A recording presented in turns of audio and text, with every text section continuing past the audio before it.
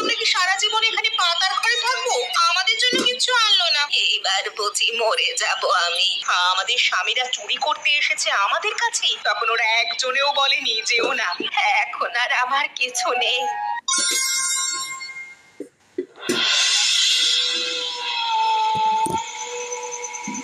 মা, রাতের ভাত কি এখন দেবে? সারাদিন ধান খেতে কাজ করে ফিরলাম, পেটে আমার কিচ্ছু নেই। পদ্মা তো হাঁটতে গিয়ে টলছিল খিদে। তোদের জন্য আলাদা করে ভাত রাঁধার সময় আছে আমার? ছেলেরা খেয়েছে, বাকি যা আছে তা দিয়ে কাল সকালে খাবি। সারাদিন আমি তো দেখলাম তোরা বারান্দায় বসে গল্প করছিলি। মা, সেটা জল খেতে এসেছিলাম। আমরা 5 জন সকাল থেকে হাড় ভাঙা খাটি, তারপরও একবেলা ভাত জোটে না ঠিক করে। তোমার ছেলেরা সারাদিন চায়ের দোকানে বসে থাকে, তারা পেট ভরে খায়। এটা কেমন ব্যবহার মা? ছেলেদের কথা তুলবি না একদম, তারা এই বাড়ির মালিক। তোরা এসেছিস ওদের সেবা করতে। কাল সকালে আগে খেতে যাবি, তারপর খাবার পাবি। মা, আমরা তো তোমার ঘরেরই মানুষ, পরের লোক তো নই। মালতীর গতকাল থেকে জ্বর, তাকেও সকালে খেতে পাঠিয়েছো। ওর শরীরটা তো একটু দেখো। জ্বর হলে কাজ বন্ধ হয়ে যাবে নাকি? তোদের এত আদুরে শরীর হলে বাপের বাড়ি যা, এখানে কাজ করে খেতে হবে। বসে বসে খাওয়ার জায়গা না এটা। মা, তুমি তো নিজেই বসেই থাকো সারাদিন, রান্না মালতী করে, তুমি করোটা কি? তুমি তো শুধু আদেশ দাও আর বকাবকি করো। কি বললে? শোন, নিয়ম আমি বানাবো, তোরা সব পালন করবি। এত কথা বললে কাল থেকে দুপুরের ভাতটাও বন্ধ করে দেব। এখন যা, ঘুমো গিয়ে, সকালে অনেক কাজ আছে।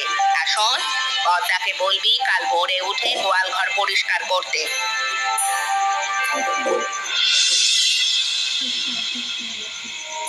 আর না পদ্মা, আর কতদিন এভাবে চলবে? 3 বছর হলো আমার বিয়ে হয়েছে, একটা দিনও শান্তিতে থাকতে পারিনি এ ঘরে। সেটাই তো আমার আসল দুঃখ। প্রতিদিন অপমান আর গালাগালি খেতে খেতে ক্লান্ত হয়ে গেছি। আমাদের স্বামীরা মুখে কুলু পেটে বসে থাকে, একটা কথাও বলে না মায়ের বিরুদ্ধে। এখানে আর থাকা সম্ভব হচ্ছে না। দিদি, কিন্তু যাবো কোথায়? আমার বাবা মারা গেছেন গত বছর, মা একা থাকেন, তার নিজেরই চলে না। আমি যদি ফিরে যাই লোকে কি বলবে? লোকে কি বলবে সেটা ভেবে ভেবে আমরা মরবো। আজ রাতে খাবার দেয়নি, পরশু বলবে ঘরে ঢুকতে দেবে না। এমনিতেও আমরা ঘরে থেকে পথের ভিখিরির মতো আছি। পদ্মা, পদ্মা, আমি একটা সিদ্ধান্ত নিয়ে ফেলেছি। কি সিদ্ধান্ত দিদি? আমি আর এ ঘরে আর থাকবো না। তুই যদি আমার সাথে থাকিস, আমরা দুজনে মিলে কিছু একটা করব। কিন্তু দিদি, শুধু দুজনে কোথায় যাব? বাইরের জগৎ তো আমরা চিনিই না।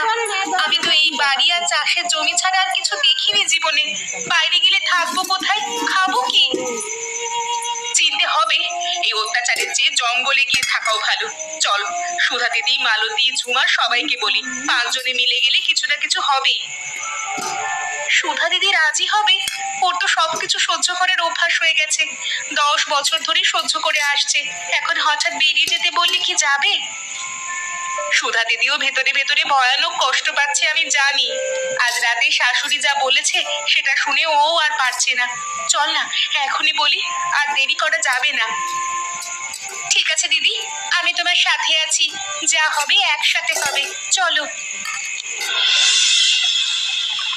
রিনা দিদি, জল ঢুকে গেছে উঠানে, গোয়াল ঘর ডুবে যাচ্ছে। আমার মুরগিগুলো কোথায় গেল সব? এত রাতে এত জল কোথা থেকে এলো? সকালেও তো কিছু ছিল না, এত তাড়াতাড়ি কিভাবে জল উঠলো? নদীর বাঁধ ভেঙেছে শুনলাম, পাশের বাড়ির হারুন চাচা চিৎকার করে বলে গেল এইমাত্র। এখন ভাবার সময় নেই পদ্মা, সুধা দিদি আর মালতীকে ডাক, সঙ্গে ঝুমাকেও। এখনই বেরোতে হবে। কিন্তু যাবে কোথায়? পূর্ব দিকে টিলা আছে, ওদিকে জল যায়নি এখনো। জঙ্গলের দিকে উঁচু জায়গাটা, সেদিকে যেতে হবে। আর শাশুড়ি মা আর আমাদের স্বামীরা, তারা কোথায়? শাশুড়ি মা আগেই তার ছেলেদের নিয়ে পাকা ঘরের ছাদে উঠেছে, আমাদের কথা একটাবারও জিজ্ঞেস করেনি। আমি 2টো মুরগি পেয়েছি, ধরে নিচ্ছি। আর একটু চাল আছে ঝোমার কাছে, ওকে বলি নিয়ে আসতে। এরা যে আমাদের সাথে এমন স্বার্থপরতা করবে আমরা ভাবতেও পারিনি। তুই ভয় পাস না, ওপরওয়ালা আমাদের সাথে আছেন। এখন শুধু দৌড়া, পিছনে তাকাস না।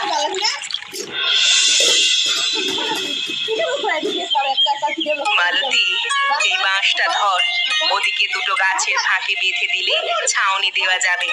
বৃষ্টি থামলে শুকনো কলা পাতা দিয়ে ভালো ঘর বানানো যাবে। কিন্তু এটা যে জঙ্গল সুধা দিদি, বাঘ আছে, সাপ আছে, এইভাবে কতদিন চলবে? আমরা কি সারা জীবন এখানে পাতার ঘরে থাকবো? মালতী, আমাদের সংসারে কি তুই ভালো ছিলি? সেখানে সম্মান ছিল না। এখানে নিজেদের হাতেই নিজেদের জীবন গড়তে পারবো। রিনা তো বলছিল ওপারে ছোট একটা বাজার আছে, সেখানে গেলে কাজ পাওয়া যেতে পারে। আমরা কি কাজ করব? সারা জীবন তো শাশুড়ির ঘরে রান্না বান্না করেছি আর মার খেয়েছি। বাইরে কি আমাদের কাজ দেবে? কে রাখবে আমাদের? তুই রান্না করিস চমৎকার, সেটা তো আমরা সবাই জানি। আমরা সবাই মিলে কিছু না কিছু করব। ঠিক আছে, তুমি যা বলবে তাই হবে। পদ্মা, তোর দুটো মুরগি থেকে এখন 8টা হয়ে গেছে। ডিম পাচ্ছে প্রতিদিন। গতকাল বাজারে 12টা ডিম বিক্রি করলাম, 40 টাকা পেয়েছি। জীবনে প্রথম নিজের হাতে টাকা কামালাম। বাহ দিদি, তাহলে অর্ধেক টাকা দিয়ে চাল কেনো আর বাকিটা রেখে দাও। ঠিক বলেছিস, ঝুমা দিদি ভালো আচার বানাতে পারে। ওর আচারগুলো আমার একসাথে বিক্রি করতে পারি। সত্যি দিদি, তাহলে তো আমরা অনেক কিছুই পারবো। আমি তো ভেবেছিলাম আমরা এখানে না খেয়ে জঙ্গলে পচে মরবো, কিন্তু দেখো একটু একটু করে রাস্তা বেরোচ্ছে। এভাবেই আমরা হেরে যাব না, নতুন করে শুরু করব নিজেদের জীবন। দেখেছো শুধু দিদি পদ্মার কাণ্ড? আজ বাজার থেকে ফেরার সময় নিজের জন্য একটা নতুন শাড়ি কিনে এনেছে, আমাদের জন্য কিছু আনলো না। কি বলছিস কি তুই? ঠিক বলছি আমি। আমি একটা শাড়ি পরে আছি 15 দিন ধরে, ছিঁড়ে গেছে 2 জায়গায়। ও নিজে নিজে বড় লোক হচ্ছে, আমরা একই ছেঁড়া কাপড় পরে কাটাবো? মালতী, পদ্মা তো তার নিজের খাটুনির টাকায় কিনেছে। সারাদিন রোদে পুড়ে মুরগি চাষ করে ডিম বিক্রি করে বাজারে। আমরাও তো আচারও বিক্রি করে কামাচ্ছি। তুমি বোঝো না দিদি, আজ শাড়ি কিনেছে, কাল বলবে আলাদা ঘর বানাবে, পরশু বলবে আমাদের সাথে আর থাকবে না।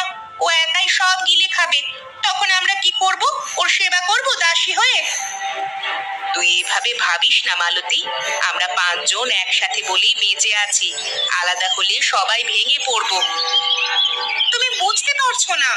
আমি দেখছি পদ্মার ব্যবসা কেমন ফুলে ফেপে উঠছে, আর আমরা রান্না করে পচে মরছি। একটা কিছু করতে হবে, পদ্মাকে বুঝিয়ে দিতে হবে যে আমরা সবাই পারি। তুই কি করতে চাস পরিষ্কার করে বলতো? আমি চাই সব টাকা একসাথে সমান ভাগ হোক, আলাদা আলাদা চলবে না। এটা তো ভালো কথা বলেছিস, কিন্তু রাগের মাথায় কিছু করিস না মালতী, আমরা পরে আলোচনা করব। রিনা দিদি, এই বুড়িমাকে নদীতে ভেসে ভেসে আসতে দেখলাম। আমি দৌড়ে জলে নেমে টেনে তুললাম কোনো রকমে। জ্ঞান ছিল না, অনেক কষ্টে জ্ঞান ফিরিয়েছি। এখন শরীরে কোনো জোর নেই। বুড়িমা, তুমি কে? কোথা থেকে এসেছো? আমাদের নিজেদেরই তো ঠিক মতো খাবার জোটে না, এখন তোমার বোঝা কিভাবে বইবো? দিদি, একটা মানুষ মরে যাচ্ছিল আমার চোখের সামনে, আমি কি ফেলে রেখে আসতাম? আমাদের ওনার দুঃখটা বোঝা উচিত। তুই বেশি ভাবিস। ঠিক আছে, রেখে দে কিছুদিন, সুস্থ হলে ব্যবস্থা করা যাবে। দেখা যাক কোথাকার কে কি হয়েছে। তবে মালতীকে বলিস না এখন, ও জানলে আরো ঝামেলা হবে। দিদি, বুড়িমা একটু আগে কাঁদতে কাঁদতে বললো ও নাত বউরা ওকে ফেলে দিয়েছে বন্যার সময়। ঠিক আছে, বাঁচিয়েছিস ভালো, ওকে খাওয়াও আগে, বাকিটা পরে দেখা যাবে। মা পদ্মা, তুমি আমাকে বাঁচিয়েছো। নদীতে ভাসতে ভাসতে ভেবেছিলাম এইবার বুঝি মরে যাব আমি, আর উঠবো না। তুমি না থাকলে আজ আমি জলে তলিয়ে যেতাম। এটা তো আমার কর্তব্য ছিল, কিন্তু এই ঋণ আমার কোনোদিন শোধ হবে না। তবে একটা কথা বলি, বুড়ো মানুষের কথা শুনবে তুমি? বলো বুড়িমা, তোমার বয়স হয়েছে, তোমার অনেক অভিজ্ঞতা, এবং তুমি যা বলবে আমরা শুনবো। আমি তোমাদের দেখছি কয়েকদিন ধরে তোমরা 5 জন মেয়ে একা একা লড়াই করছো, সেটা বড় কথা নয়, কিন্তু তোমাদের মধ্যে এখন আর মিল নেই। প্রত্যেকের সাথে ঝামেলা করছো শুধু। মা, তুমি ঠিকই বলেছো। মালতী দিদি আজকাল আমার সাথে কথাই বলে না। আমি ভাত দিতে গেলে মুখ ঘুরিয়ে নেয়। আমি তো কিছু করিনি। আমার মুরগিগুলো একটু বেশি ডিম দিচ্ছে, সেটা কি আর আমার দোষ? আমি তো চুরি করছি না, নিজে পরিশ্রম করে কামাচ্ছি। দোষ তোমার না মা, কিন্তু বুদ্ধি তোমাকেই করতে হবে। একসাথে না থাকলে তোমরা কেউই টিকতে পারবে না। এই জঙ্গলে এমনিতেও আমাদের অনেক কষ্ট। জঙ্গলে চোর ডাকাত আছে, জন্তু জানোয়ার আছে, তোমরা এইভাবে নিজেদের মধ্যে ঝামেলা করতে থাকলে সবাই যে ভেঙে পড়বে। তাই সবাইকে সমান ভাগ দাও মা, লাভ যা হয় 5 ভাগে ভাগ করো, তাহলেই